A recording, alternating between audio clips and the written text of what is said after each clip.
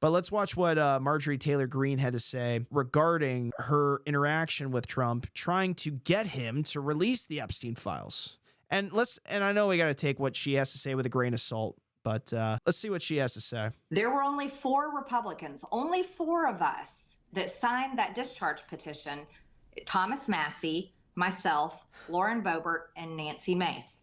Now, what was happening in the background for months leading up to when we finally got it released is we were getting pressure from the White House. We were getting pressure from the speaker. Do not take your name off this discharge petition. And we're like, why? We're talking about the Epstein files. This is the ultimate promise. This is the ultimate way to provide transparency. This is the ultimate way to take it to the deep state and expose a whole criminal cabal of rich, powerful elites that I believe control everything. And guess what? Come to find out, they do. They do. And so we're like, why?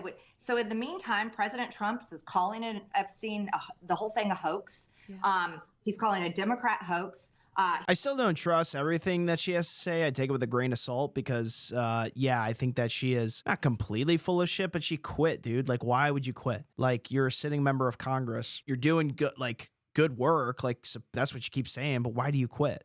Quitters, man. Don't quit. To do with the women. He still refuses to have anything to do with these women. So this whole thing is building. The women are saying President Trump did nothing wrong. They still say this. President Trump did nothing wrong. I know. Their attorney says Donald Trump's the only one that helped us. And guess what? That came out in the Epstein files, that he reported Jeffrey Epstein. Yep. So but Donald Trump is fighting it. President Trump is fighting it. President Trump is yelling at me. The White House is putting pressure on Nancy Mace. They take Lauren Boebert in a skiff. I don't even know what they said to her in there. They are attacking Thomas Massie, nonstop attacking Thomas Massie. And then one day I get a phone call from the president in September, and he is so mad at me. And he's yelling at me, and he's angry at me. And the fact he's like, you're supporting Rand Paul Jr., and he's chewing me out for signing my name on Thomas Massie's discharge petition to release the Epstein files. And I'm trying to tell him, Mr. President, they say you did nothing wrong. Right. This needs to come out. Right. And so we're having this argument.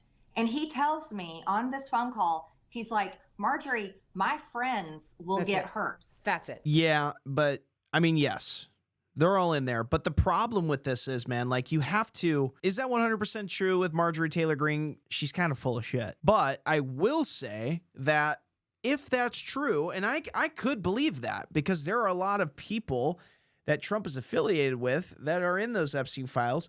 Some are good, some are really bad.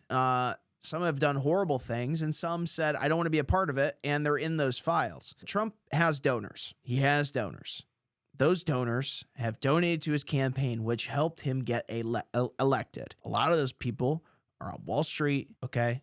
They're bankers, they're wealthy businessmen, and that had ties to Epstein. And a lot of it is AIPAC. A lot of AIPAC money coming in. And so you see AIPAC coming in, rolling in with the cash, okay? He gets a lot of his donations from Miriam Adelson, who has given a lot of money to Donald Trump. Epstein was very close with the former Israeli Prime Minister, Ehud Barak. It's true. That's public information. You can see Ehud Barak going into Jeffrey Epstein's house in New York City after a bunch of women just entered the property. So he had close relations. And what we know now is that Jeffrey Epstein was CIA/Mossad. And so you see this happening now where all these names are getting released, the big names, and we're not seeing people be indicted, not being held for their crime. What we just seen, it's not good enough. It's not good enough with, sitting board members just resigning and going and, closing up shop and exiting the game. What it means now is that they're going to keep their wealth.